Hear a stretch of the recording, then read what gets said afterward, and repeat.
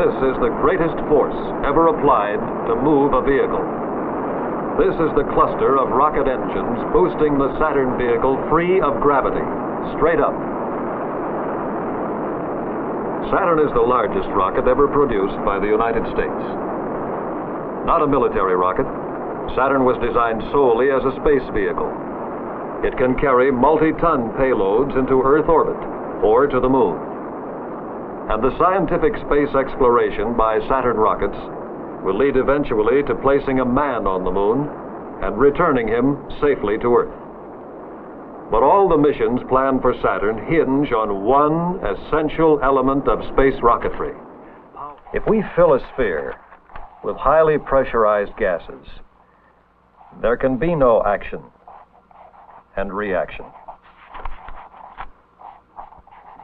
The pressures are equal in all directions, and the gas remains motionless. But if a hole is cut in the sphere, the pressurized gas rushes to escape. Thus we have an imbalance of pressure in the sphere in these two directions.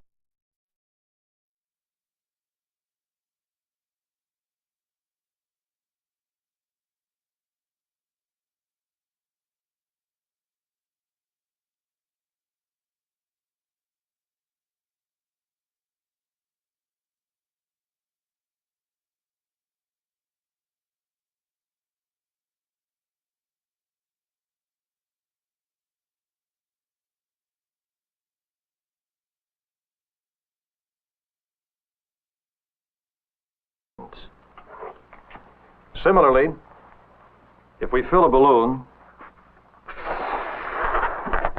with compressed air, there is a greater pressure within the balloon than outside. When we release the air within the balloon, the column of air escaping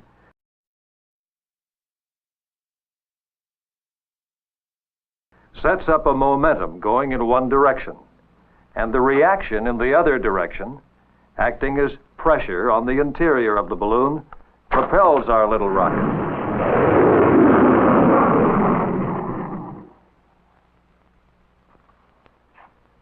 If we look at a representation of a rocket engine's thrust chamber, we see the same principle applied.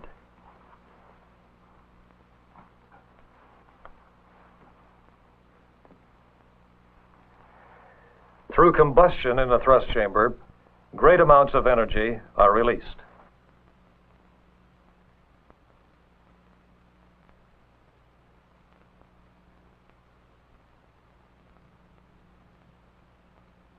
Hot, expanding gas escapes through the nozzle throat. Because of the design of the nozzle, the mass of escaping gas molecules is accelerated rapidly. This kinetic energy, bursting from the nozzle exit at supersonic speed, generates an enormous force. From the mass and acceleration of the gas flow is computed a basic measurement of rocket power, thrust. The reaction to this thrust is expressed in pressure against the top of the chamber here, against the sides here, and against the interior walls of the nozzle here, forcing the thrust chamber, and with it, the entire body of the rocket upward. Oh, and one other thing. Many people in the past thought that the rocket required a solid body of atmosphere to push against in order to move. Incorrect.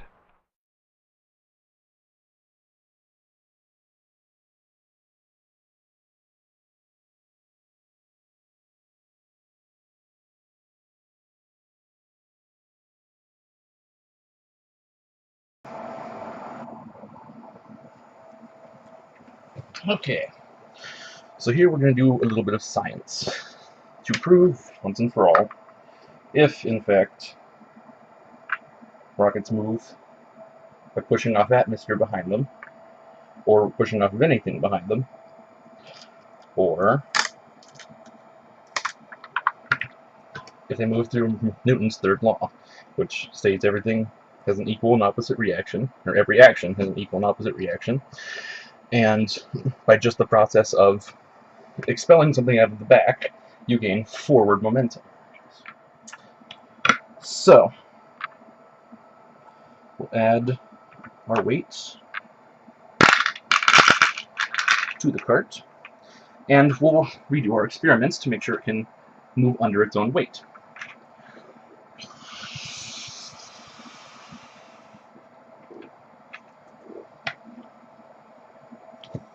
Test 1. Movement was observed. It would also behoove us to observe the fact that with added weight, it did move significantly slower than it without weight, which we can test again by removing the pennies.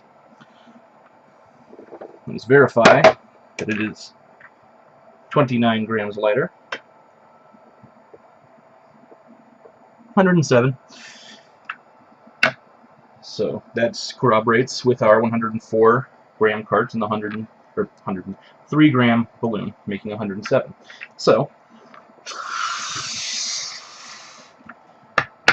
without weight,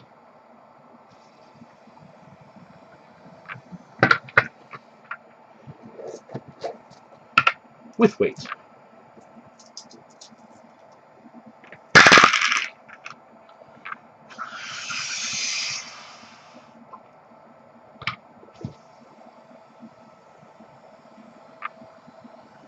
Significantly slower. In fact, it couldn't even propel itself off of our testing surface.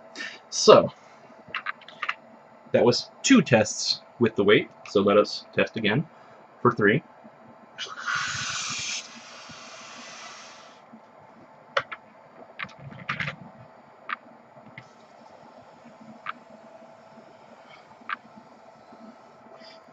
Four.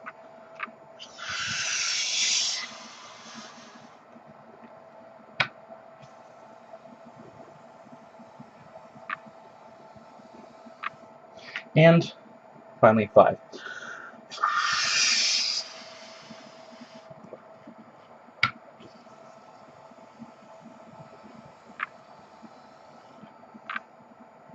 So, we know for a fact that it can move itself forward by using just the force of this balloon. So, what happens when we introduce our vacuum to the back of it? So, test number 1. Ooh.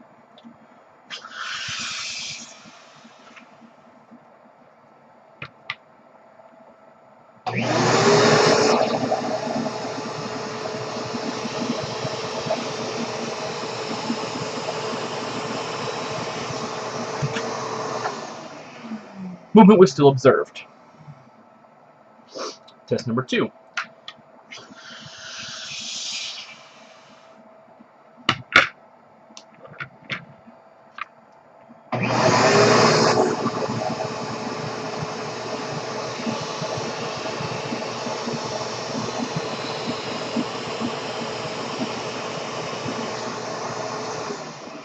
Movement was still observed. I did notice it was a little bit slower than without the vacuum. Test number 3.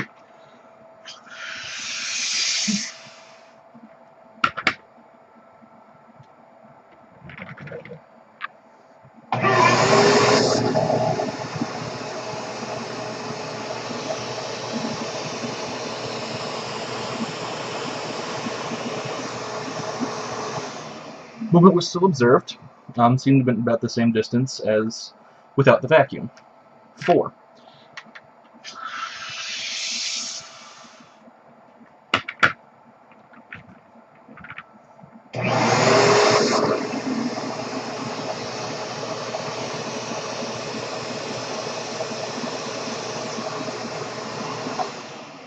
No movement observed. 5.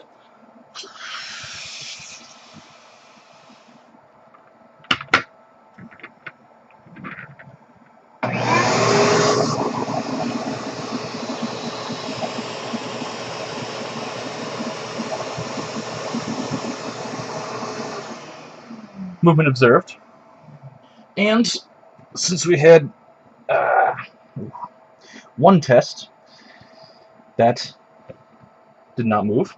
Let's do a few more, just to make sure that we are getting accurate data, and to see if it happens any more times. So let's do an extra 3 to 6.